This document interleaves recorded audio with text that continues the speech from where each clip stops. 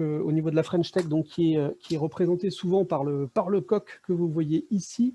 Donc la French Tech Brest Plus, on travaille sur tout ce qui est création et émergence de start-up au sein de notre écosystème numérique ouest breton, porté par les 3 technopoles de Brest, de Lannion et de Quimper. Donc on travaille autour de tous les sujets d'innovation, autour de tout ce qui est porteur de projets innovants sur le territoire. On est donc ensemble, je disais, pour un premier webinaire. On va être sur une série de 3 webinaires, avec également un challenge de l'innovation qu'on vous présentera dans quelques instants. Pour vous dire un mot sur le timing, donc on est ensemble pendant 1 heure, donc jusqu'à 17h30 pour ce premier webinaire. Et vous rappelez également qu'il y a une diffusion qui est réalisée en parallèle sur YouTube, si jamais ça arrange certains ou si on a des problèmes de taille par rapport au nombre de participants, sachant qu'il y a un lien qui va être mis sur le chat pour pouvoir suivre en parallèle. Voilà pour le rapide mot d'introduction. Notre programme est assez riche, donc on enchaîne tout de suite et je vais donner la parole à Erwan Léon qui est connecté, qui va activer son micro pour justement le mot d'accueil de la part de Lannion Trégor Communauté. Bonjour à toutes et à tous. Je suis très heureux de vous accueillir sur ce webinaire. Je suis à Perros-Guirec, moi, dans mon bureau. Et donc, la Fresh Tech Brest Plus, associée avec la Technopole Anticipa et Orange, ont imaginé cet événement qui est unique. Mais ils ont su aussi s'adapter par rapport au contexte, bien sûr, pour réunir tout le monde sur cette thématique du développement durable qui, effectivement, avec cette crise sanitaire, est sans doute plus que jamais important. Donc, la période que nous avons traversée renforce forcément la nécessité de travailler collectivement. On l'a vu, la notion du collectif, de l'action individuelle pour le bien collectif est plus que jamais au cœur de nos préoccupations sociétales et nous l'avons démontré pendant ces semaines. Bien sûr que les enjeux sociétaux, environnementaux sont majeurs et innover, trouver des solutions nouvelles pour travailler dans un monde qui soit plus éthique, plus responsable, est une nécessité. L'urgence climatique, l'inclusion, l'éco-responsabilité, le consommer mieux, local, agir sur la santé, mieux vivre, faciliter l'accès à l'éducation. Ce sont des thèmes en fait que nous avons évoqués pendant ces périodes, notamment sur la manière de le faire, la manière dont nous l'avons vécu, et puis encore plus dans cette période aussi de déconfinement. Donc, ce sont bien sûr ces thématiques qui sont au cœur des préoccupations politiques et entrepreneuriales, et notamment quand on est en campagne électorale. Cette dynamique du Summit for Good, elle est ouverte au plus grand nombre. Elle doit donner à chacun la possibilité de saisir les enjeux et de croiser les compétences technologiques nécessaires pour répondre à ces enjeux. Nous avons la chance de disposer en Bretagne et sur le territoire de la French Tech Brest Plus et de Lannion d'un ensemble de compétences technologiques qui peuvent apporter des solutions, si tant est que l'on sache vraiment comment se les approprier. Nous sommes un territoire numérique avec des compétences majeures dans le télécom, l'intelligence artificielle, la photonique, la cybersécurité, la robotique, l'Internet des objets, et ou encore aussi un territoire agricole et une industrie agroalimentaire, et puis bien sûr avec nos côtes, un territoire aux ressources marines uniques et que peut-être que nous n'exploitons pas dans le sens positif du terme suffisamment.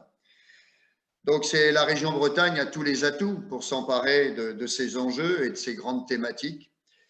Donc, et d'ailleurs, j'aurai le plaisir, je l'espère, les 2 et 3 octobre prochains, d'accueillir donc à Perros-Guirec le challenge avec les 30 heures de challenge, la finale plutôt avec les 30 heures de challenge. Et donc, Perros-Guirec, territoire touristique, allié à la technologie, à l'innovation, eh bien, c'est une belle image. Et donc, je vous souhaite un maximum de créativité. Il faut se jeter à l'eau, tout imaginer, ne pas se donner de freins, de limites. Il faut que le croisement des idées, des compétences, des filières est la source de l'innovation. Donc, je pense que les collectivités, la région Bretagne, les technopoles sauront vous accompagner pour concrétiser vos idées, les mettre en œuvre et aussi donc devenir des entrepreneurs pour le plus grand bénéfice de notre vie quotidienne et de notre environnement. Voilà, je vous souhaite un très bon webinaire et puis je suis convaincu que vous allez nous trouver des superbes idées pour notre avenir. Merci à vous. Merci beaucoup, Hervé Léon. J'allais faire applaudir, comme d'habitude, l'auditoire, mais là, ça va être un peu plus compliqué en visio. Et en fait, vous parlez effectivement d'adaptation, et c'est vrai, parce que je ne l'ai pas rappelé, mais à l'origine, ces webinaires étaient des séminaires. C'était donc une après-midi avec différentes conférences. Et évidemment, suite à la période qui s'est déroulée, ils sont convertis en webinaires. Et par contre, il reste une partie présentielle qui va nous être expliquée par Estelle Keraval, directrice de la Technopole d'Anticipa, puisque notamment dans tout ce contexte Summit for Good, il y a du distanciel et il y a du présentiel. Estelle, je te laisse la parole. En enlevant le mute. C'est pas encore tout à fait bon. Voilà, c'est bon Estelle. Il y avait une petite vidéo au préalable où donc le secrétaire d'État en charge du numérique nous indique à quel point cette thématique du for good est importante. Donc, je vous propose au préalable de l'écouter puisque cette action Summit for Good est une action labellisée French Tech au niveau national.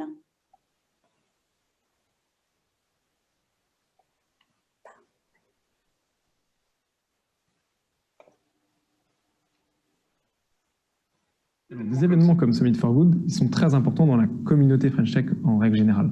D'abord parce que cela met l'accent sur quelque chose qui nous tient beaucoup à cœur au sein de ce gouvernement, qui est l'innovation et la technologie et la French Tech en général, l'émergence de ces nouvelles entreprises, de ces nouveaux entrepreneurs qui doivent faire la sève quelque part et la puissance technologique de la France à l'avenir. Mais tout ça, ça ne doit pas être désincarné. Et la question de à quoi sert la technologie, comment elle sert le bien commun est absolument important. Et c'est là aussi que Summit for Good, c'est important. C'est que ça montre que la technologie, l'innovation, ce n'est pas désincarné et ça vient quelque part remplir des buts de société et aider la société à être meilleure. Et enfin, il est extrêmement important d'incarner cette notion-là, d'incarner la technologie, d'incarner le rôle de la technologie dans des territoires auprès de communautés entrepreneuriales qui sont, elles, ancrées dans leurs proches, dans un tissu industriel, dans un tissu associatif, dans un tissu humain. Et c'est aussi pour ça que c'est important qu'on puisse soutenir partout dans le territoire. On sait que la Bretagne est un endroit où il y a une identité forte. Ces événements qui parlent de technologie, qui parlent du rôle de la technologie, mais qui n'en parlent pas de manière désincarnée, qui en parlent avec les pieds bien ancrés dans un territoire. On vit une période historique en ce moment, qui est celle de la crise du Covid-19. Elle a des conséquences qui peuvent être terribles. C'est vrai en termes sanitaires, c'est vrai en termes économiques, c'est vrai même en termes démocratiques peut-être. Mais toutes les crises sont aussi des opportunités. Et on sent que ça avait déjà commencé à monter avant la crise du Covid-19, mais plus que jamais, les gens n'ont pas envie de repartir du même pied qu'avant la crise. Et donc je pense que pour les entrepreneurs, pour les innovateurs, pour les entrepreneuses qui travaillent dans ce domaine-là, dans le domaine de la Tech for Good, c'est une opportunité historique. Il faut trouver les marchés, il faut trouver le momentum qui permettra cette fois-ci de passer à l'échelle, parce que je pense que c'est tout ça le fond, c'est maintenant il faut passer à l'échelle. Et je pense que l'opportunité, elle est historique et que les mois à venir sont des mois de très grande opportunité pour toute la Tech for Good.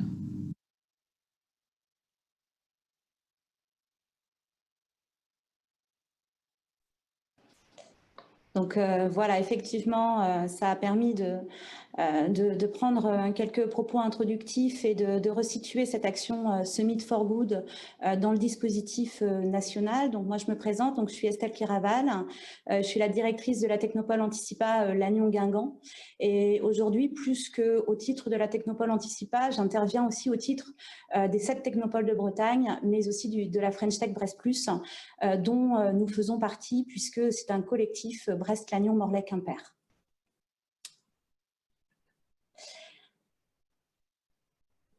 Alors, quand la slide sera passée, je voulais faire un petit zoom sur la dynamique que l'on a enclenchée autour de Summit for Good. Donc, Summit for Good, c'est vrai qu'à la base, c'est l'idée d'un ou deux partenaires, mais très vite, on a réussi à agréger tout un ensemble d'acteurs de l'écosystème breton autour de cette dynamique. Donc, quelques éléments sur l'origine. Donc, l'origine, c'est en juillet 2019.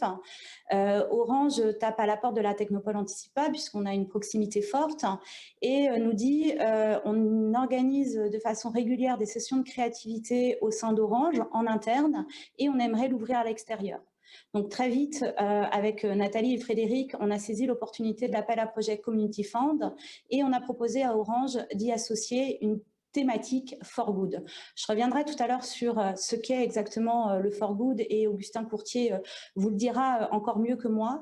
Mais du coup, voilà, juillet 2019, on dépose un projet à l'appel à projet French Tech. Et puis, mois de septembre, on a l'accord comme quoi ce projet est accepté. Donc, c'est un projet qui a fait l'objet de pas mal de réflexions et de pas mal de mois de travail. On est très content aujourd'hui de le concrétiser. Et surtout, on a agrégé un certain nombre d'acteurs autour de nous. Donc, sur la partie gauche de la slide, vous voyez les acteurs organisateurs, sponsors et financeurs de la dynamique Summit for Good. Et sur la partie droite, vous avez tous les acteurs qui se sont d'ores et déjà associés à la dynamique, qui trouvent que cette action a du sens pour le territoire et notamment breton, mais également au-delà. Donc voilà, un collectif d'acteurs que l'on veut continuer à faire grossir et pour lequel on est prêt à inclure de nouvelles dynamiques. Alors, donc la Tech for Good, c'est quoi? Alors la Tech for Good, c'est une terminologie qui est arrivée, on va dire, il y a 2, 3, peut-être 4 ans. Et en fait, c'est ni plus ni moins que la technologie au service du développement durable. Donc le développement durable, je le rappelle, c'est l'objectif, c'est de répondre aux enjeux sociétaux, environnementaux et économiques. Donc la Tech for Good, c'est trouver des solutions innovantes en utilisant la technologie au service de l'intérêt général et du bien commun. Donc on a essayé de résumer, c'est pas forcément exhaustif et c'est pas par ordre de priorité, mais on a essayé de résumer sous 7 items les 18 objectifs de développement durable de l'ONU.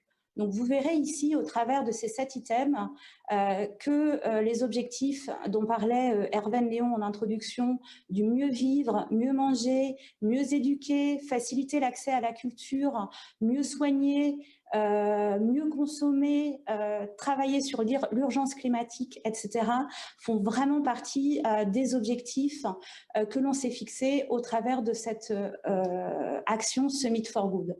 Donc, plus qu'un événement, plus que des webinaires, c'est vraiment une dynamique et l'envie de travailler aux innovations de demain, de travailler au bien commun. Alors, qu'est-ce que Summit for Good? Donc, Summit for Good, c'est vraiment, vraiment pour objectif de travailler à l'émergence de talents et surtout à l'émergence de projets Tech for Good. L'objectif, c'est d'aider à faire se rencontrer des porteurs d'idées avec des porteurs de technologies. L'objectif, c'est de faire se rencontrer l'ensemble des citoyens de tout horizon, qu'ils soient étudiants, retraités, actifs, ingénieurs, chercheurs, demandeurs d'emploi, peu importe son origine. L'objectif, c'est de faire se rencontrer ces différents mondes, de rendre la technologie accessible et de faire croiser la technologie avec les idées. L'objectif, c'est d'essayer de construire des équipes pluridisciplinaires pour justement répondre à ces enjeux sociétaux et faire en sorte que l'innovation soit bénéfique et que les technologies soient vraiment utilisées à bon escient. Donc voilà un peu pour le concept, ce qui nous a amené à déposer ce dossier de candidature et ce qui nous a animé dans le fait de déposer un projet et de rendre concret cette action. Et je vais proposer à Nathalie de venir vous expliquer un petit peu plus comment va se dérouler cette action. Donc bonjour à tous, Nathalie Nicolas. Je suis en charge en fait de l'animation de l'écosystème numérique sur Lannion dans le cadre du projet French Tech Brest Plus. Effectivement, comme le disait à juste titre Estelle, l'idée de cet événement Summit for Good, c'est d'accompagner l'émergence de projets technologiques et innovants sur le territoire avec une typologie for good. On a donc voulu organiser cette dynamique autour de 2 temps forts que je vais vous présenter. Donc le premier temps fort qui débute par ce premier webinaire, donc c'est donc une série de 3 webinaires qui ont pour objectif de permettre à tout à chacun de s'inspirer de la dynamique Tech for Good, d'aider à prendre conscience des enjeux et des urgences qu'on a à travailler sur des innovations pour le bien commun et pour l'intérêt général. On voit que finalement les derniers mois qu'on a vécu et qu'on traverse encore conforte ce besoin de travailler sur des innovations qui ont un intérêt pour tout le monde. Donc effectivement, ce premier webinaire d'aujourd'hui dresse un peu le portrait de l'écosystème Tech for Good, donne des définitions de la Tech for Good et comment en fait initier déjà des enjeux. Puis on a donc un deuxième webinaire qui est organisé donc le 23 juin, mardi prochain, de 16h30 à 17h45 sur la partie « Quels enjeux sociaux et environnementaux actuels la tech peut-elle adresser ?» Donc, avec 2 typologies qu'on a voulu vraiment accentuer sur la transition sociale et la transition écologique. Et donc, un webinaire pendant lequel il y aura notamment un retour d'expérience, puisqu'on sait qu'aujourd'hui, c'est important d'avoir un partage, de prendre conscience des enjeux et surtout de montrer que c'est déjà du concret et que déjà des personnes se sont appropriées ces sujets. Ensuite, nous avons un 3e webinaire organisé le 25 juin de 16h30 à 17h30 pour mettre en avant les technologies for good pour la partie mise en pratique et les ambitions, avec notamment des technologies clés du territoire que sont l'intelligence artificielle, la photonics et puis aussi l'IA. Donc, enfin, j'ai déjà dit l'IA, les télécoms, voilà. Ces webinaires seront complétés par des ateliers de créativité qui seront organisés le 2 juillet en présentiel ou en distanciel. Et puis, effectivement, nous travaillons actuellement sur d'autres webinaires puisque, effectivement, nous avons souhaité sur cette programmation associer des femmes. Malheureusement, les personnes que nous avons contactées n'étaient pas disponibles pour ce webinaire-là, pour ces webinaires-là que nous avons mis en place, mais nous avons vraiment à cœur de pouvoir organiser des webinaires qui représentent vraiment l'ensemble des parties prenantes sur les aspects technologies innovantes. Donc, le deuxième temps fort, qui n'est pas tout à fait un temps fort, mais qui vient compléter cette action, c'est une plateforme collaborative qui a été développée par la start-up lanyonaise Local for People, qui est co-organisateur de cette action. Et cette plateforme collaborative, en fait, elle permet à tout à chacun de venir déposer un projet, de chercher des compétences, mais aussi de déposer des compétences. L'objectif est que pour toute personne lambda, si elle le souhaite et qu'elle a une idée un peu innovante, elle peut aller constituer des équipes avec des compétences clés lui permettant de faire évoluer et se développer son projet. L'intérêt de cette plateforme, c'est qu'elle met vraiment en relation des personnes qui ont des idées, des créateurs, des innovateurs, et puis des personnes qui vont apporter des solutions et des réponses techniques. Tout ça dans l'idée de faire des projets Tech for Good innovants. Sur la plateforme, on est en partenariat avec la start-up Ecotree, localisée à Brest. Et dans le cadre de ce partenariat, pour tout projet déposé, un arbre sera planté. Enfin, le troisième temps fort donc, de cette dynamique, c'est un challenge de 30 heures. Donc, c'est-à-dire que tous les projets qui auront été déposés sur la plateforme vont être validés par un jury et on va sélectionner des projets qui semblent plus aboutis pour les faire se regrouper pendant 30 heures de créativité. L'idée, c'est que les équipes qui vont se constituer vont pouvoir en fait être accompagnées par des coachs et des experts pour pouvoir développer au maximum leurs projets, les pitcher le 3 octobre sur une scène. Et donc, donc, vous voyez les détails. Donc, le 14 septembre, c'est la date limite de dépôt des projets. Le 22 septembre, l'annonce des projets qui seront sélectionnés pour le challenge. Et le 2 et 3 octobre, les 30 heures de créativité.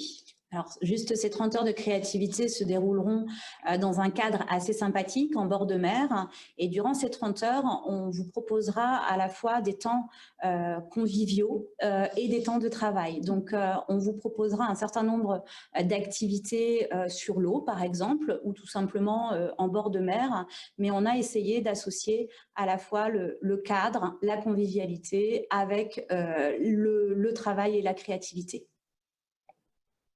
Donc, dans le cadre du challenge de l'innovation, nous avons donc des prix qui sont à remporter par les équipes et qui seront donc décernés le 3 octobre lors d'une remise de prix qui s'effectuera donc au Palais des Congrès de Perros-Guirec à 17 h. Donc, nous avons 2 prix dans la catégorie entrepreneuriat. Nous avons un prix Tech for Good qui récompense l'innovation technologique et un prix ESS for Good qui récompensera l'innovation sociale. Les dotations de chacun de ces 2 prix est fixée est de 3 000 €. Puis nous avons un prix intrapreneuriat et un prix lycéen pour encourager justement cette dynamique apportée par la jeunesse qui a vraiment à cœur aujourd'hui de se saisir des enjeux de demain au service de l'innovation. Donc, je vais laisser la place maintenant à Augustin Courtier, donc cofondateur et Tech for Good enthousiaste qui va nous, donc de Latitude, qui va nous définir la Tech for Good.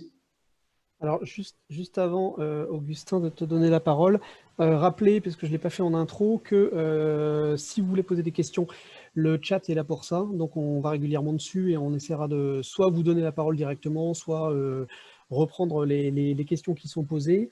Et puis, vous rappelez aussi qu'on va essayer de faire attention aux anglicismes, parce qu'on est souvent rattrapé par la patrouille là-dessus, et vous avez bien raison, parce qu'on utilise pas mal d'anglicismes, et là, avec ce Meet for Good, Tech for Good, on a bien démarré déjà. Donc, l'objectif, c'est aussi, quand on utilise l'anglicisme, de parler en mots, en vrais mots, et d'expliquer ce qu'on veut dire derrière, en bon français. Voilà, donc avec nous pour cette session, on aura donc dans quelques instants Augustin Courtier de Latitude, et 15 minutes après, on aura François-Nicolas Sourda du conseil régional qui nous parlera notamment de la Brayscope. Augustin, on a dit beaucoup de choses en intro, on vous laisse, du coup, on te laisse la main, parce qu'on se tutoie, sur la Tech for Good, puisque tu travailles, alors si je dis tu et vous dans la même phrase, ça va être compliqué, tu travailles au quotidien sur ce sujet. Explique-nous un petit peu, présente-nous rapidement peut-être Latitude, et après, concrètement, quels sont les modes de sensibilisation, quel type de projet, etc. Oui, je me disais que peut-être que par rapport aux anglicismes, on pourrait planter un arbre à chaque fois qu'on en utilise un aussi. Comme ça ferait augmenter le compteur sur le site. Très bonne idée, là. Je pense qu'on aura une forêt avant la fin de la conférence. Hein. C'est vrai que peut-être pour démarrer, étant donné que d'habitude sur les événements, on tire pas mal d'énergie du public qui est en face. Et là, je vois qu'il y a quand même 80 personnes connectées.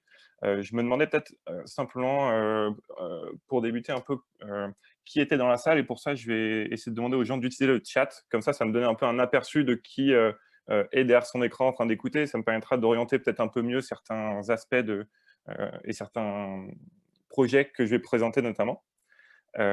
Donc, j'espère que tout le monde m'entend bien.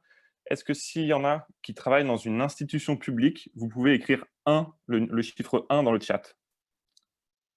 Juste que je vois, à peu près. OK. 3, 4, 5. Au moins 5 personnes. Très bien. S'il y en a qui sont une start-up ou qui sont en train de démarrer un projet, est-ce que vous pouvez répondre le chiffre 2?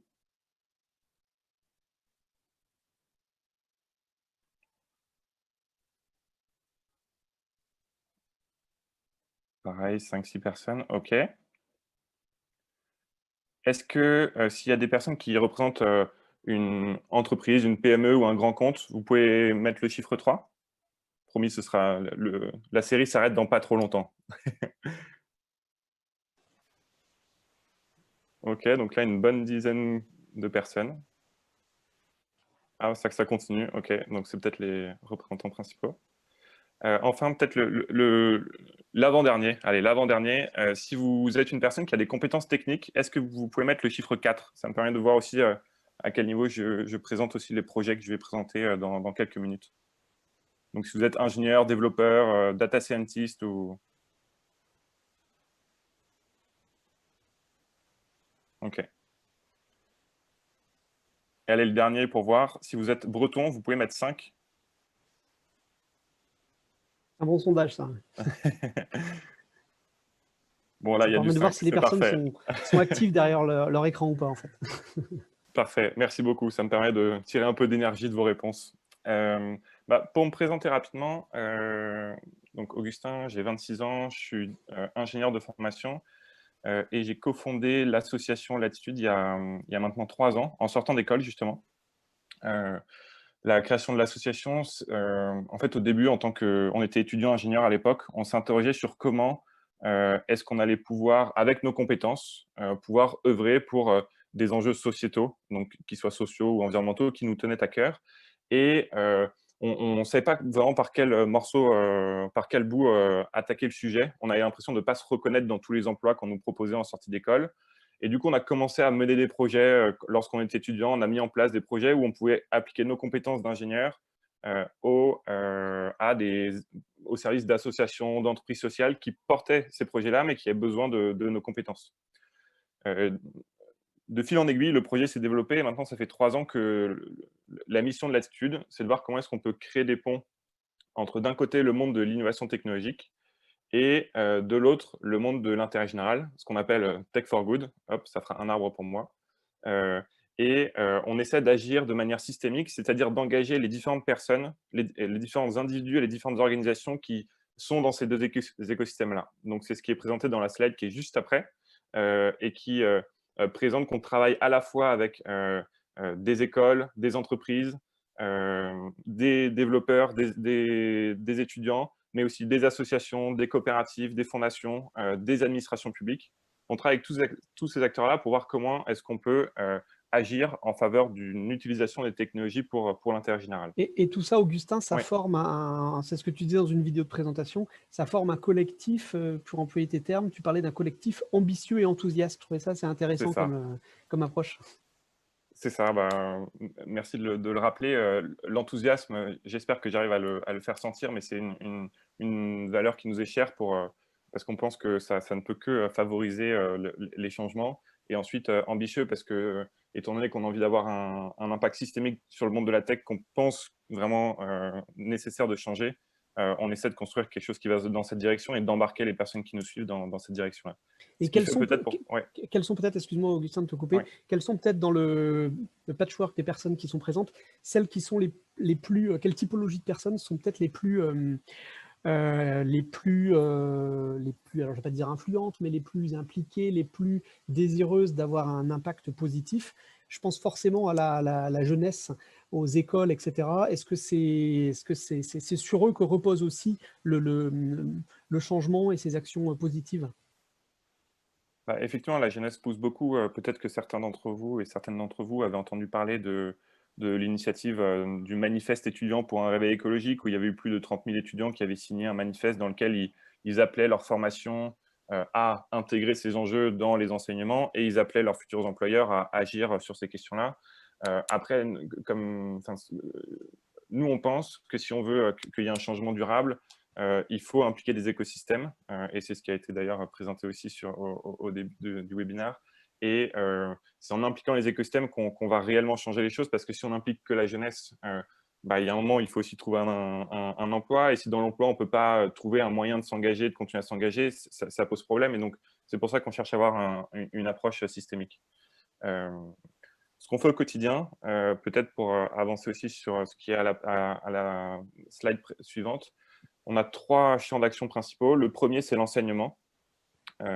On travaille avec aujourd'hui une dizaine d'écoles et d'établissements du supérieur pour faire en sorte d'intégrer une dimension sociétale dans les cours des étudiants. Ça nous paraît important que les enseignements évoluent pour intégrer cette dimension-là, pour de base former des personnes qui sont conscientes des enjeux et qui ont envie dans leur futur parcours professionnel de s'engager.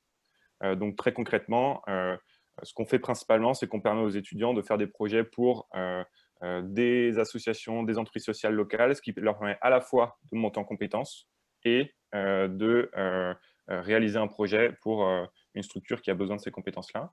Le deuxième axe qu'on a, c'est qu'on fait sensiblement la même chose avec des pros, c'est-à-dire qu'on leur permet de mettre leurs compétences au service d'un projet impact, et je donne des exemples juste après. Et enfin, notre dernier axe, c'est comment est-ce qu'on aide les acteurs de l'intérêt général à s'emparer de ces technologies pour démultiplier leur impact. Quelques exemples pour illustrer. On fait plein de types de projets. On a notamment des hackathons qui peuvent ressembler à ce qu'il va y avoir en octobre sur un week-end en général. Et par exemple, on a eu un projet pour une une structure qui s'appelle Label Emmaüs, qui est la boutique en ligne d'Emmaüs, où pendant 24 heures, des étudiants en data science, donc encore des apps pour moi, mais en sciences des données, ont travaillé sur des défis de Label Emmaüs pour optimiser la gestion des stocks de la boutique en ligne d'Emmaüs, d'améliorer la gestion des prix qu'il y a sur la plateforme. Des projets comme ça, ça nous permet de montrer aux étudiants qu'il y a les mêmes défis technologiques dans le monde de l'ESS, dans le monde de l'intérêt général, que dans des géants du e-commerce comme Amazon, eBay ou Le Bon Coin. Et on leur montre que leurs compétences peuvent être utiles à un enjeu de société. Un autre exemple, on a eu un projet aussi d'analyse de données pour les Restos du Cœur. Les Restos du Cœur, ils ont plusieurs dizaines de milliers de personnes qui candidatent chaque année pour être bénévoles. Et du coup, il y a un enjeu de mieux comprendre un peu ces bénévoles qui postulent. Et on a eu une de nos entreprises partenaires qui a fait un projet d'analyse de données. Je montre un exemple de ce qu'il y avait dans le livrable. Ils avaient changé le formulaire d'inscription pour les bénévoles. Et bon, vous le voyez comme moi à l'écran. À partir du moment où il y a eu le nouveau formulaire, d'un coup, il y a eu moins de bénévoles. Bon, vous me direz, est-ce qu'il y a besoin de faire une analyse de données pour le voir? Mais surtout, après, ce qui est important dans le projet, c'est que les personnes qui connaissaient bien les mécaniques d'onboarding ou d'inscription sur des sites, ils ont pu faire des recommandations au Resto du Cœur pour faciliter l'inscription des bénévoles et ainsi les aider à recruter et à mieux comprendre ce que les bénévoles attendaient. Donc là, on est sur des projets, par exemple, là-dessus, sur des projets qui peuvent être rapidement mis en œuvre. Parce que là, on est sur, tu parlais de hackathon, etc. L'idée, c'est aussi d'avoir favoriser évidemment la créativité, mais ensuite avoir presque des produits sur étagère pour qu'à la fin du week-end, ça puisse, ou en tout cas, au bout de, on parle en jour, on parle en semaine, on puisse directement avoir un impact, quoi. C'est ça, c'est ce qu'on essaie de montrer, qu'on peut rapidement se mettre dans le bain et avoir un impact, même si ça n'empêche pas que pour avoir un impact durable, il faut aussi s'engager sur le long terme. Mais effectivement, on peut commencer par des petites actions qui, en fait, donnent, moi, c'est comme ça que j'ai commencé, hein, qui donnent l'envie de s'engager dans la durée. Et c'est ça qui compte. Je vais me faire un petit peu l'avocat du diable, mais est-ce que c'est Startup Weekend ou Hackathon, etc. Alors c'est bien parce que ça crée une vraie dynamique, ça sensibilise, ça fait du croisement de compétences, etc. Est-ce que derrière, il manque pas quelque chose pour convertir encore plus le passage à l'échelle et que plus de projets se concrétisent, que des entreprises ou autres soient créées? Est-ce qu'il n'y a pas peut-être une petite frustration des fois en se disant il y a une belle dynamique, tout le monde est motivé, il y a de la génération d'idées, etc. Il y a plein de choses et finalement derrière, le soufflet retombe un peu. Oui, en fait ce qu'on dit souvent nous dans les hackathons qu'on organise, c'est qu'il faut pas se tromper sur la promesse du hackathon. Le hackathon, il n'est pas là pour créer une entreprise et à la fin, ou une structure, hein, quelle qu'elle soit, ou un projet, et qu'à la fin, ça y est, il fonctionne. Le hackathon, il est là pour créer de l'émulation, pour créer des idées, pour donner de l'énergie, faire les premiers pas, avoir un premier résultat concret, mais ça ne suffit pas. Et après, il y a plein, vous le faites avec les différents réseaux de partenaires, j'imagine, après votre challenge en octobre. On le fait, nous, sur un hackathon, tout le monde le fait, des réseaux d'accompagnement qui aident les projets ensuite à grandir. Le hackathon est vraiment un moment pour donner de l'énergie, se lancer, et après, effectivement, il faut des dispositifs d'accompagnement qui existent. Après, il ne faut pas réinventer la roue, le mieux, c'est de se connecter aux dispositifs qui existent et pour ensemble faire une chaîne de l'accompagnement et aider les projets à grandir. Et alors peut-être là-dessus, il y a des dispositifs qui existent. J'imagine que tu parles de, je sais pas moi, d'incubateurs ou d'accélérateurs ou différentes choses. Est-ce qu'aujourd'hui, il ne manque pas est-ce que le sens de l'histoire, c'est pas d'aller vers des accélérateurs thématisés sur, par exemple, sur ces sujets-là? Il y en a quelques-uns, j'imagine, notamment sur Paris, mais je pense qu'en région, il y en a moins. Est-ce que c'est quelque chose est-ce que d'après toi, il faut aller vers ça? La réponse courte, c'est oui. La réponse longue, c'est que effectivement, la dynamique s'accélère au fur et à mesure. Je pense à des réseaux comme Ronalpia, qui sur la région lyonnaise a cette même dynamique-là. Je pense que la dynamique que vous avez, c'est aussi le sens que ça prend. Oui, effectivement, c'est bien de... nous, on milite dans nos actions pour dire, même si la technologie peut être décentralisée et globale, pour avoir une action aussi à un niveau local, parce que, alors aujourd'hui c'est le mauvais exemple parce qu'on est tous en visio, mais le côté physique et le lien physique avec les gens, proximité entre personnes, c'est de ça que naît aussi l'envie de collaborer ensemble. Je ne sais pas s'il y avait une série de 100 webinaires sur l'année, je ne sais pas si je serais toujours là dans 100 webinaires, mais par contre, si on se voyait tous les matins pour contribuer sur des projets et que voilà, on construisait quelque chose ensemble à un niveau local, c'est sûr que c'est plus énergisant. Ok. Peut-être faire un focus, tu avais quelques slides sur, je sais pas, une application mobile, ça doit être la slide d'après, pour un peu illustrer qu'est-ce qu'on entend derrière ces termes de Tech for Good. Là, je vais utiliser quelques anglicismes, mais c'est vrai que tu as évoqué des choses comme la blockchain ou des chatbots ou des choses comme ça. On peut peut-être préciser un peu de quel genre de projet on parle. Oui, très bien. Et puis pour pas exploser le timing, peut-être qu'on pourra passer vite sur les projets, parce qu'effectivement, j'en ai mis quelques-uns. Je pourrais les détailler, ceux qui veulent laisser mon mail pour répondre aux questions. Mais c'est vrai que le problème avec la tech, c'est que vu que tout le monde code en anglais, tous les mots anglais de la tech prennent le pas. Donc bon, il faut aussi réussir à se détacher de ça. Mais effectivement, pour donner quelques exemples, il y a 2 ans, c'était vraiment, il y a 3 ans, au tout début de Latitude, on a eu un projet de développement d'une application mobile qui était au service de la citoyenneté pour les élections présidentielles. Le concept qui est présenté dans la slide juste après, c'était de voir comment est-ce que la technologie peut aider à sortir un peu des biais qu'on peut avoir via les médias qu'on suit ou via les gens avec qui on interagit tous les jours. Et du coup, en fait, on avait une application mobile qui présentait des propositions. On ne savait pas de quelle personne elle venait. On disait si on était plutôt d'accord ou pas d'accord. Donc là, vous voyez des exemples d'écran qui avaient été développés. Donc c'est l'écran à gauche. Et donc on avait comme ça une série de 10, 15, 20 questions sur une thématique donnée. Et ensuite, on voyait un peu de quelles idées se rapprochaient les propositions qu'on trouvait intéressantes. Voilà, ça c'est un exemple de projet. On en avait eu un autre, il me semble que le suivant, c'est celui sur l'identité numérique des sans-abri, où on a travaillé en lien avec une association qui s'appelle Reconnect et qui développe un coffre-fort numérique pour les sans-abri pour qu'ils puissent stocker en ligne leurs documents administratifs et simplifier leur démarche. Et on avait travaillé avec eux sur un concept de certification de leur identité en ligne via la technologie blockchain. Du coup, j'ai vu qu'il y a la technologie blockchain, l'intérêt, c'est que ça peut sécuriser en fait, des informations. Et du coup, c'était via ça permettait d'assurer, ça permettait de donner une valeur juridique en fait, à des documents qui pouvaient être des photocopies. Par exemple, une photocopie de carte d'identité, ça n'a pas forcément de valeur juridique. Et le fait d'insérer cette technologie-là, ça pouvait permettre de le faire. Du moins, c'était des premiers prototypes. Peut-être, Augustin, un instant, si on passe par le chat. Alors, on a du mal à retrouver les questions parce que comme il y avait tout le sondage avec les 1, les 2, les 5, etc., dans tous les sens, mais il y a des questions qui sont posées sur le modèle économique de Latitude, par exemple. Ça marche comment, Augustin? Oui, je vois qu'il y avait des questions là-dessus. Peut-être que je peux répondre à cette question et après passer sur la définition de Tech for Good pour ensuite pas exploser le timing. Ok.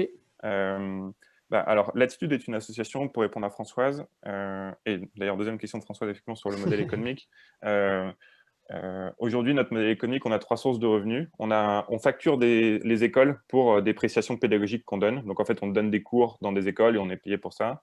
Ensuite, on a des entreprises qui adhèrent annuellement à notre communauté. C'est une sorte de groupement professionnel Tech for Good où elles rejoignent le collectif et elles s'engagent ensuite sur des actions. Et on a des fondations qui nous soutiennent. Après, pour répondre à la question de Cédric sur le retour d'expérience sur la forme associative, on pourrait en disserter pendant quelques heures. J'ai justement un appel avec un de nos mentors hier. Nous, on pense que ce n'est pas forcément le statut juridique qui non seulement qui fait la vertu, mais qui fait aussi le potentiel du projet. Ce qui compte, c'est surtout comment est-ce que le statut juridique va aussi servir la mission sociale qu'on se donne. D'ailleurs, il y a des réflexions aujourd'hui pour donner des raisons d'être aux entreprises. Donc, pour nous, ce qui a du sens, c'est quelle mission sociale on se donne et quel est le meilleur véhicule pour arriver à cet impact. Mais bon, ça, c'est la réponse très courte. Ce serait un plaisir d'en discuter plus longtemps. Peut-être que je peux passer à... Ouais. Je vois l'heure qui avance pour pas vous... Mais effectivement, on avait un autre exemple de projet sur comment est-ce qu'on avait développé une application mobile au service de personnes salariées en insertion, mais je ne redétaille pas forcément maintenant si ça vous va.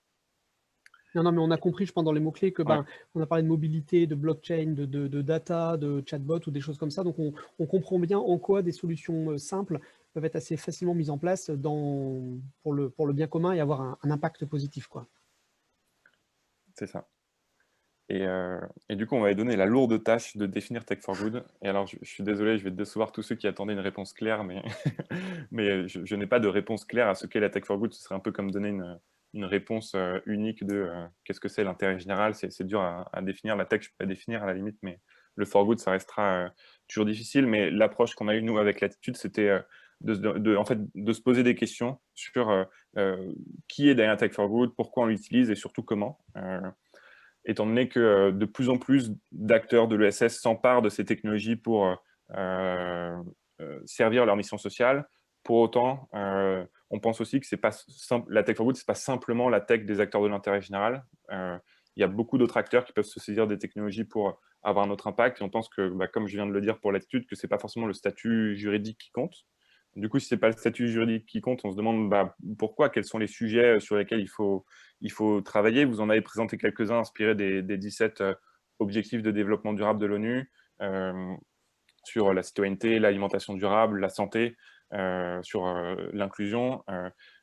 Effectivement, tout ça, ce sont des thématiques importantes aujourd'hui. On se dit que peut-être aussi dans le temps, ce ne sera pas les mêmes demain. Et donc, pour nous, c'est une définition qui évolue aussi avec le temps et des enjeux qu'on a non seulement à un instant T, mais aussi sur une géographie, sur un territoire donné. C'est peut-être pas les mêmes défis sociétaux qu'il y a en région Bretagne ou en Norvège ou au Canada, j'en sais rien. Et pour nous, il faut être conscient de quels sont les défis sociétaux de mon territoire pour que je puisse les résoudre. Et du coup, finalement, ce qui nous a paru important aussi, c'est l'état d'esprit dans lequel on est lorsqu'on fait de la Tech for Good, parce que au-delà de qui l'a fait et pourquoi on l'utilise, il y a un peu dans quel état d'esprit on est, parce que la technologie, ça a aussi des impacts négatifs, des externalités négatives, sur son impact environnemental, sur son accessibilité. Il y a 13, je crois qu'il y a 13 millions de personnes en France qui sont en situation de précarité numérique. Et enfin, sur les questions de vie privée, dernièrement, on a vu qu'il y a eu pas mal de questions sur comment est-ce qu'on sont gérées les données. Et pour nous, ce n'est pas parce qu'un projet s'attaque à une cause que ça y est, il est noble et il doit avoir la bénédiction de la Tech for Good. C'est plutôt aussi dans quel état d'esprit il est, comment il y va et comment est-ce qu'il implique ses parties prenantes, comment est-ce qu'il prend du recul par rapport à son propre impact. Parce que si on fait une solution qui répond à un problème, mais pour finalement en créer un autre à côté, ce n'est pas finalement tant ça la question. Pour autant, ce qui nous paraît important dans notre définition de la Tech for Good, du coup, c'est d'avancer, c'est d'agir, c'est dans cet état d'esprit, développer des solutions qui vont pouvoir répondre à des enjeux de société, être conscient qu'ils vont peut-être évoluer avec le temps, et aussi être conscient des externalités qu'ils peuvent avoir pour les maîtriser. Et dans cette dynamique-là, on pense que la Tech for Good est effectivement depuis 2-3 ans, mais existe depuis bien plus longtemps en fait. C'est simplement le terme qui se met à être utilisé, mais l'innovation technologique au service de l'intérêt général, pour ne pas faire d'anglicisme, a un bel avenir, et on espère que toutes les futures personnes qui développeront des projets technologiques, ce sera au service de nos enjeux de société. Ok, merci beaucoup Augustin. Effectivement, le temps défile assez vite, il est 17h15. Ce que je vous propose, c'est qu'on passe sans transition la parole à François Nicolas Sorda de la région Bretagne. On va parler ensemble de Brayscope, peut-être juste avant de parler de la Brayscope. François Nicolas, peut-être votre appréciation par rapport à ce que vous avez pu entendre sur la mise en œuvre de projets, sur du croisement de différentes typologies de personnes autour de ces sujets majeurs pour la société. Est-ce qu'on parle le même discours avec la volonté de la Brayscope? Bonjour à tous. Écoutez, j'espère qu'on parle le même discours, et moi j'ai été frappé par la très grande compatibilité entre tout ce que j'ai entendu et l'esprit et la lettre de la Brayscope. Je vais essayer de vous en convaincre. Je suis assez amusé parce que vous me passez la parole en disant sans transition, ce que je trouve un peu paradoxal pour parler évidemment de la Brayscope. Alors d'abord un petit mot, les excuses de Martin Mérier, notre vice-président, qui a eu un empêchement de dernière minute. Un deuxième petit mot pour vous féliciter pour l'organisation de cette réunion virtuelle et pour sa qualité.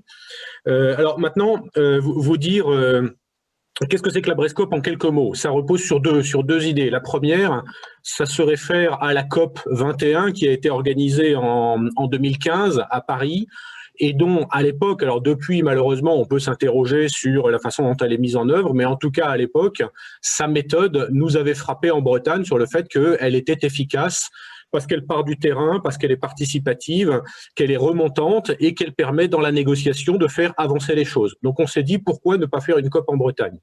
Et puis la deuxième chose, c'est qu'au même moment, on avait, nous, institutions publiques, la responsabilité de faire un truc qui s'appelle le SRADET. Alors, c'est pas un anglicisme, mais ça mérite quand même à chaque fois qu'on le dit de planter quelques arbres parce que c'est incompréhensible. C'est en gros un projet de territoire qui est d'abord un document d'urbanisme. Donc, c'est un document d'urbanisme qui fixe un certain nombre de règles, de normes, d'objectifs et qui s'applique notamment aux institutions publiques et aux territoires. Et la conviction qu'on a eue en Bretagne, c'est que si on voulait être efficace pour répondre aux défis qui sont devant nous, on ne peut pas ne s'adresser qu'aux institutions publiques. On a absolument besoin d'une participation effective, massive du monde privé, des individus, de chacun d'entre vous, mais du monde privé et du monde économique en particulier. Donc c'est vraiment l'ambition qu'on s'est fixée avec la Brescope. C'est à la fois d'être dans quelque chose qui soit beaucoup plus global. Ce n'est pas que l'action publique et les institutions publiques, c'est comment est-ce que tous, dans une action collective, on s'implique face à des défis qui sont gigantesques. Et donc, il y a un objectif qui est très précis dans cette affaire, c'est d'arriver à mobiliser le monde de l'entreprise, le monde économique, parce que si lui ne s'engage pas dans les transitions, autant dire que c'est pas à coup de réglementation publique qu'on fera bouger les choses. Et puis le deuxième aspect, c'est que justement, on pense et on assume, nous, institutions publiques, que la période dans laquelle on réglementait, on organisait et on décidait est totalement révolue. Et que le seul système qui peut fonctionner, c'est le système qui repose sur l'engagement volontaire de chacun. Donc chacun doit s'engager volontairement, et après, la puissance publique regarde de quelle façon elle peut accompagner, aider, stimuler, et de quelle façon, quand c'est nécessaire, la règle est utile, et la règle, c'est le moment où on dit qu'il faut faire des choses, et ça peut être aussi utile pour faire avancer quand l'engagement individuel n'y suffit pas tout à fait. Donc, alors, je me permets de vous interrompre, si je retiens bien, donc il y a même méthodologie bottom-up pour faire émerger, remonter les idées, les enjeux, etc. Et vraiment tout le côté croisement en alliant entreprises, citoyens, étudiants, bon bref, que ce soit représentatif au global de la population bretonne aussi, quoi. Absolument, absolument. Et pourquoi on a fait tout ça? Pas du tout pour la beauté du geste, ou parce que la loi nous demandait de faire un SRADET, un nouvel arbre, mais parce qu'on est confronté en Bretagne, comme partout, mais aussi en Bretagne, à des défis qui sont gigantesques. Et les défis, je vais les résumer, il y en a 3. Il y a le défi de la cohésion sociale. Elle est forte en Bretagne, mais néanmoins, elle est fragilisée à bien des égards. Il y a le défi des fractures territoriales. C'est moins grave qu'ailleurs, mais néanmoins, il en existe et elles ne sont pas négligeables. Et puis, c'est toutes les urgences climatiques et environnementales. Et le moins qu'on puisse dire, c'est qu'on a posé ces diagnostics dès les années 2017, mais depuis, il y a juste eu la crise des Gilets jaunes et puis maintenant la crise du Covid. Et tout ça nous apporte plutôt de l'eau au moulin pour nous convaincre qu'en effet, ces enjeux, ils sont immenses.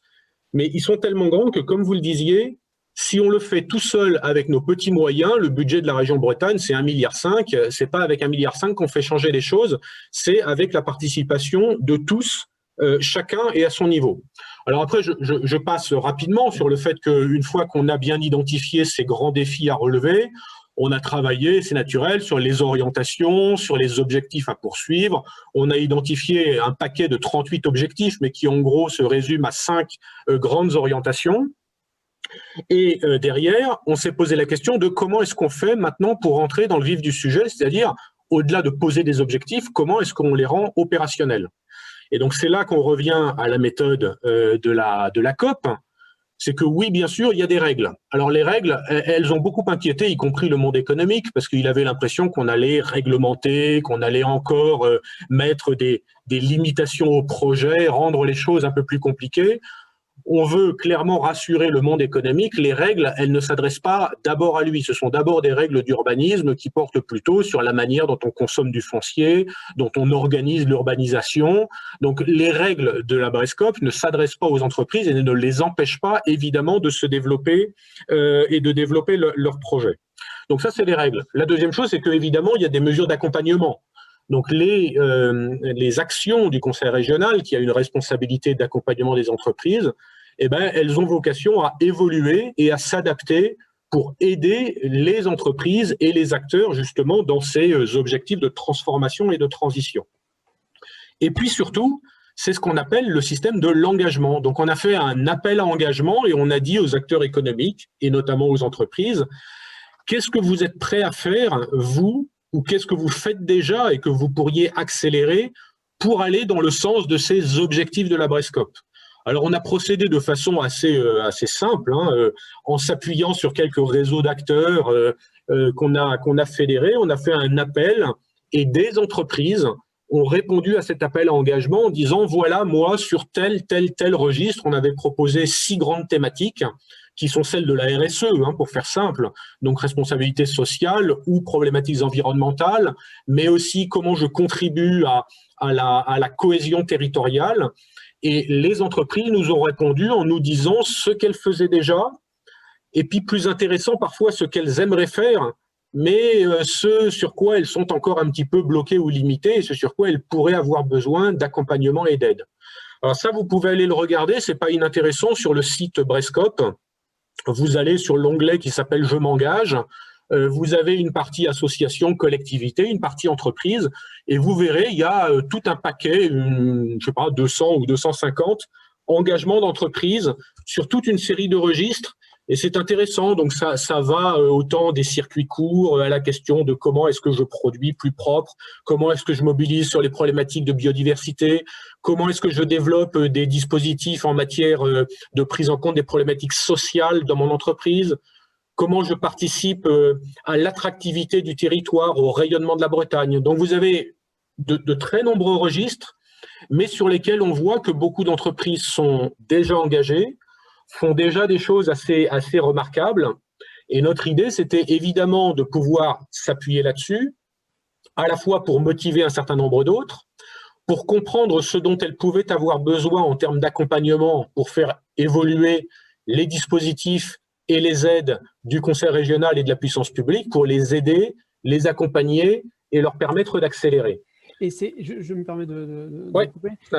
C'est des objectifs qui sont aussi partagés avec d'autres réseaux, puisque si je reprends l'exemple du réseau Produit en Bretagne, c'était l'un des axes, l'axe principal qu'ils ont annoncé lors de leur dernière Assemblée Générale sur 2020, sur tout ce qui est RSE, avec un engagement fort de tous les adhérents Produits en Bretagne. Donc je pense que vous parlez le même discours, quoi. Alors, c'est bien sûr, et c'est bien parce que, y compris, on a conscience que nous ne sommes qu'une institution publique et que nous ne sommes pas les entreprises et les acteurs économiques, que évidemment que quand on s'engage dans ce genre de dispositif, on s'appuie sur les acteurs de l'entreprise et les réseaux de l'entreprise. Et donc, très précisément, sur tout cet appel à engagement, on s'est appuyé sur un partenariat avec Produits en Bretagne, mais également avec un certain nombre d'autres réseaux. Je pense à des acteurs comme Créative, comme Bretagne Éco-Entreprise et d'autres qui ont cette connaissance évidemment plus intime de la réalité entrepreneuriale. Alors, une fois qu'on a eu tout ça, on avait prévu évidemment d'accélérer, de prolonger, de poursuivre. Et puis boum, on s'est retrouvé le 16 mars dans la situation qu'on connaît tous, qui a un petit peu gelé les choses. Et puis, quelques mois plus tard, on entre dans la phase de la relance du déconfinement et la question se pose, c'est est-ce qu'il est opportun de poursuivre ou pas? Et là, la réponse de nos élus, en tout cas, est très claire sur le sujet. Il est plus qu'opportun, évidemment, de poursuivre parce que la crise nous a donné toute une série d'enseignements. J'évoquais ceux de la crise des Gilets jaunes, mais celle du Covid ne fait, à nos yeux, que conforter le fait que la nécessité de se transformer, d'accélérer les transitions est encore plus forte aujourd'hui qu'hier. Les besoins de sobriété, les besoins de solidarité, les besoins de proximité se sont manifestés à tous les étages dans cette crise et sont parfaitement perçus. Et Donc, peut-être, est-ce qu'on peut rappeler juste, François-Nicolas, le timing de la Brescop? Parce que là, si des entreprises nous suivent et se disent « Ah bah ok, je peux m'engager, comment ça se passe, etc. », ils vont sur le site bracecop.bzh. Aujourd'hui, on peut encore rentrer dans le dispositif, s'engager, etc. ou pas? alors, on peut encore, mais ça demande quand même de notre part à être relancé et réimpulsé à la suite de ce que l'on vient de vivre. Et nos élus, c'est ce que je vous disais, ont bien l'intention de s'appuyer sur la situation. Ils en ont fait l'analyse parce qu'il faut faire attention aussi sur ces questions. Si c'est mal perçu, il ne faudrait pas que dans une période où les entreprises sont très fragilisées, connaissent d'immenses difficultés, on ait l'impression qu'on va leur mettre des contraintes supplémentaires en leur disant « et en plus les gars, il faut que vous soyez plus verts, plus vertueux, plus sociaux et compagnie ». Et donc il y a un vrai travail de sensibilisation, mais les entreprises le perçoivent parfaitement, pour comprendre qu'en réalité les transitions sont pour une grande part la solution à la difficulté dans laquelle on se trouve. Et c'est vraiment ce à quoi on doit travailler aujourd'hui, c'est à trouver ce juste équilibre entre à la fois la nécessité d'accompagner les entreprises aujourd'hui qui sont très en difficulté, qui sont confrontées à des problématiques très immédiates, et en même temps de pouvoir appuyer et accompagner celles qui sont de fait engagées dans des dispositifs de transition, parce qu'elles ont parfaitement perçu le fait que les transitions étaient une des solutions à leurs problèmes. C'était déjà le cas avant la crise, et ça l'est encore plus avec la crise. On le voit dans les évolutions phénoménales d'un certain nombre de comportements qu'on a pu vivre et constater en 2 mois de temps. Et ces évolutions de comportement ont des impacts immédiats sur les évolutions de la demande, sur l'évolution des marchés et donc sur l'évolution des modèles économiques et de la façon dont les entreprises doivent y répondre. Donc on est très, très convaincu du fait qu'il faut accélérer. Mais il faut accélérer dans une période qui fait que nos partenaires, nos interlocuteurs sont dans des situations également incroyablement difficiles, fragiles et sensibles. Donc il faut le faire avec beaucoup de doigté. Oui, bien sûr. Peut-être, Augustin, te faire réagir là-dessus, sur ces projets à l'échelle d'une région pour enclencher tous les partenaires. J'imagine que c'est le genre de démarche qui permet justement d'avoir une vraie dynamique, d'engager les acteurs et d'être un formidable accélérateur, un peu faire boule de neige pour faire bouger les lignes. Oui, tout à fait. En fait, moi, je trouve que l'enjeu, c'est de voir comment est-ce qu'on arrive à changer nos habitudes, et ce qui facilite les choses, c'est quand on arrive à se reconnaître d'une façon ou d'une autre dans les personnes qui créent une dynamique ou qui amorcent des changements. Moi, mes amis, je sais pas, arrêtent de manger de la viande ou arrêtent de prendre l'avion, ça me questionne et ils sont proches de moi, donc je me dis, tiens, comment est-ce que je peux faire évoluer mes pratiques? Cette proximité-là, elle peut être, je pense, à plein de niveaux différents, au niveau d'une région, parce qu'on se reconnaît dans les acteurs locaux qui vont agir avec moi. Ça peut être au niveau d'une compétence. Nous, par exemple, c'est avec les technologies, on essaie de fédérer des entreprises technologiques qui vont se reconnaître dans le fait que d'autres entreprises technologiques prennent un engagement, et donc elles prennent un engagement ensemble. Je trouve qu'il y a beaucoup à tirer de cette dynamique collective et de comment est-ce que, avec des personnes en qui on se reconnaît, on va pouvoir être motivé à faire des changements. Et d'ailleurs, il y a une anecdote, un point qui est vraiment super important, c'est souvent on a la tendance de sacraliser un peu le leader, la personne qui va prendre le premier les engagements, mais en fait le plus important, ce sont vraiment les suiveurs, c'est les premières personnes qui vont suivre l'initiative, donc les 138 engagements qui ont été pris par un certain nombre, les 38 engagements qui ont été pris par 138 entreprises, je crois, de mémoire. Vu qu'il n'y a plus la slide, je me trompe peut-être. En fait, c'est ces entreprises-là qui vont amener les 500, 600 suivantes. Et c'est ça qui est important. Et c'est vrai, je pense, François-Nicolas serait d'accord sur le côté, il faut des locomotives pour aussi, parce qu'on est toujours plus convaincu par la parole de ses pairs, etc. Donc, quand on voit des entreprises aussi emblématiques ou de toute taille qui s'engagent et qui communiquent presque sur, alors je vais employer un gros mot, mais sur un ROI, sur un retour sur investissement par rapport à ce genre de posture, forcément, ça peut emmener d'autres entreprises à basculer dans cette dynamique, quoi. C'est tout à fait l'idée. Je pense en effet que le message positif est vraiment déterminant dans cette affaire. D'abord parce que dans la période qu'on va vivre, on a besoin de messages positifs. et on a besoin d'un petit peu d'optimisme, mais en plus parce que trop longtemps, la question environnementale, mais la question des transitions en général, a été perçue par certains et par un certain nombre d'acteurs du développement économique comme une contrainte, comme un truc qui empêchait d'avancer, alors même que ça doit être présenté comme un élément de la solution. Et à cet égard, à chaque fois qu'on a essayé, quand on lançait l'appel à engagement, les acteurs économiques m'appelaient en me disant « mais quel intérêt pour nous de nous engager ?» Et j'avais une réponse à 3 niveaux. La première, c'est vous êtes citoyen, vous avez des enfants ou vous n'en avez pas, mais en tout cas, vous êtes préoccupé par l'avenir de la planète et rien que ça justifie que vous vous engagiez. Il y a un deuxième point, c'est que il y a un enjeu d'image qui est majeur. Et là, je parle pour le territoire breton. Le territoire breton réussirait à renforcer l'image globale de son engagement dans ces problématiques de transition. Il y a derrière la possibilité de construire une image en termes de rayonnement dont on sera tous bénéficiaires. Alors, parce que l'image aujourd'hui fait la marque et la marque fait évidemment une partie du modèle économique. Et puis le troisième niveau, c'est qu'il y a un moment où très concrètement, en effet, si on identifie des leviers à mobiliser ou des actions publiques qui peuvent être nécessaires pour aider les entreprises, on est aussi à leur écoute pour faire évoluer nos dispositifs et pour leur apporter, avec les moyens qu'on a, les aides qui sont nécessaires. Donc on a bien 3 niveaux de justification et de motivation à cet engagement. Ok, alors il est déjà 17h32, donc on arrive déjà bientôt au terme de ce premier webinaire. Peut-être François-Nicolas nous donner les prochaines...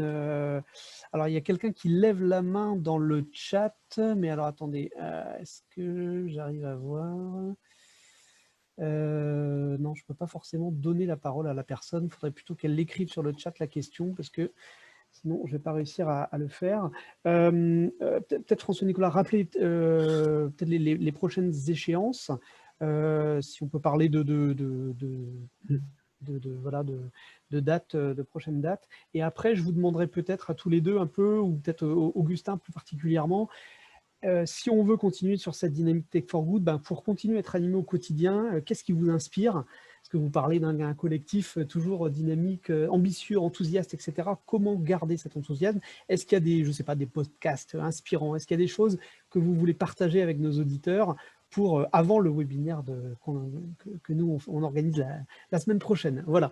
Allez, François, Nicolas, peut-être sur les prochaines. Alors, pour répondre à votre question, on est comme tout le monde, nos calendriers, ils ont explosé en vol. On ne sait plus très bien où on est, et la question, c'est quand même de reprendre pied et de se réinscrire dans une à peu près normalité.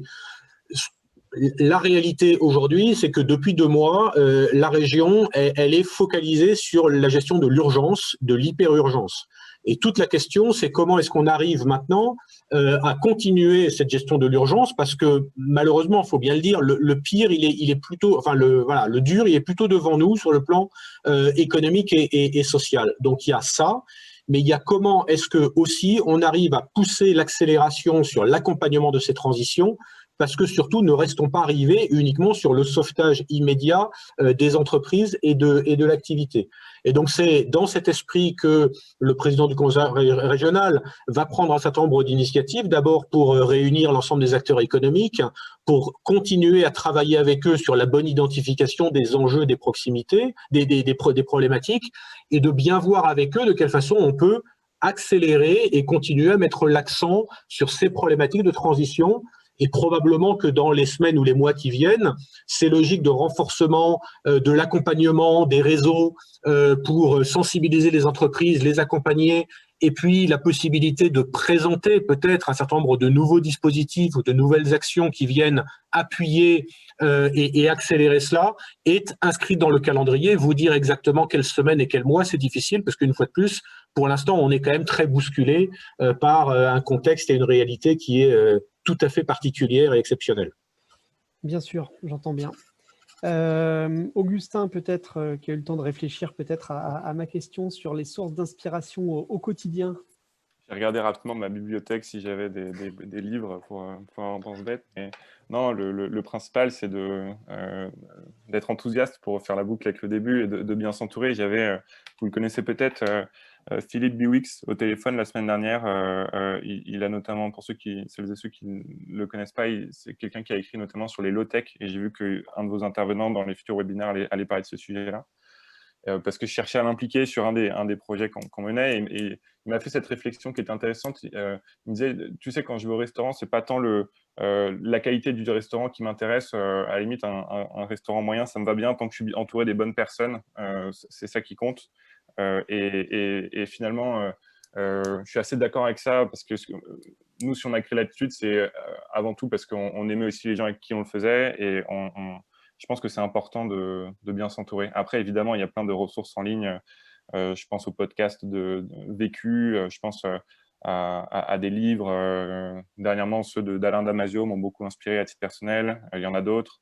Il y a des conférences. J'espère que voilà, il y a plein de conférences auxquelles participer. Donc, il faut prendre les ressources qui nous plaisent et ne pas oublier d'y aller avec enthousiasme, en tout cas.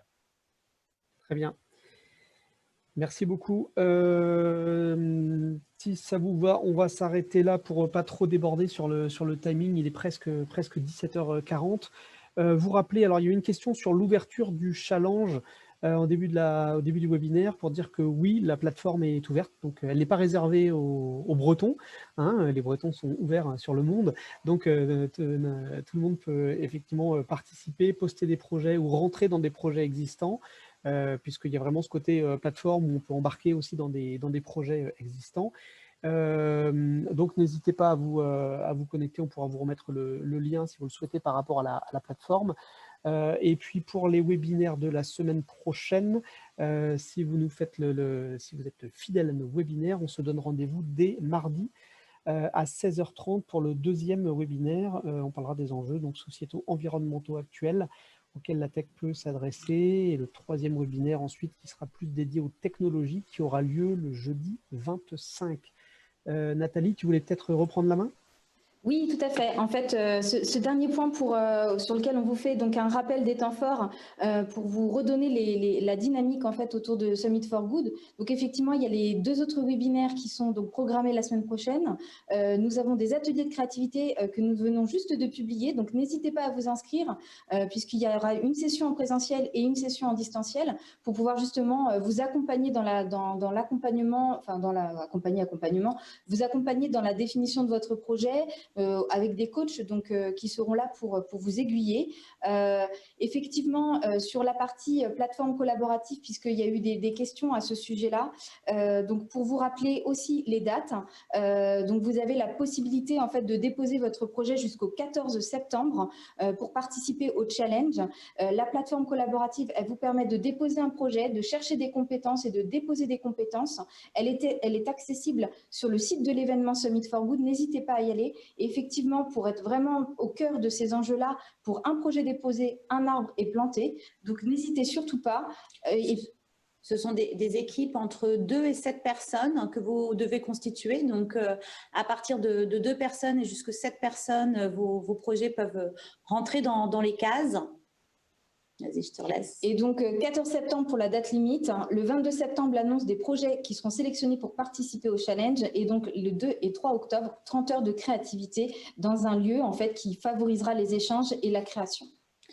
OK. Et on terminera par remercier l'ensemble des partenaires qui se sont agrégés autour de cette belle dynamique Summit for Good. Voilà, donc là aussi, un joyeux patchwork de beaucoup de partenaires, avec une forte transversalité, des profils différents, mais tout ça, ça devrait converger vers, on l'espère, une bonne fertilisation croisée. Voilà, merci à toutes et tous, merci à nos speakers, et puis on vous donne rendez-vous mardi pour le prochain webinaire. Bonne fin de journée à tous.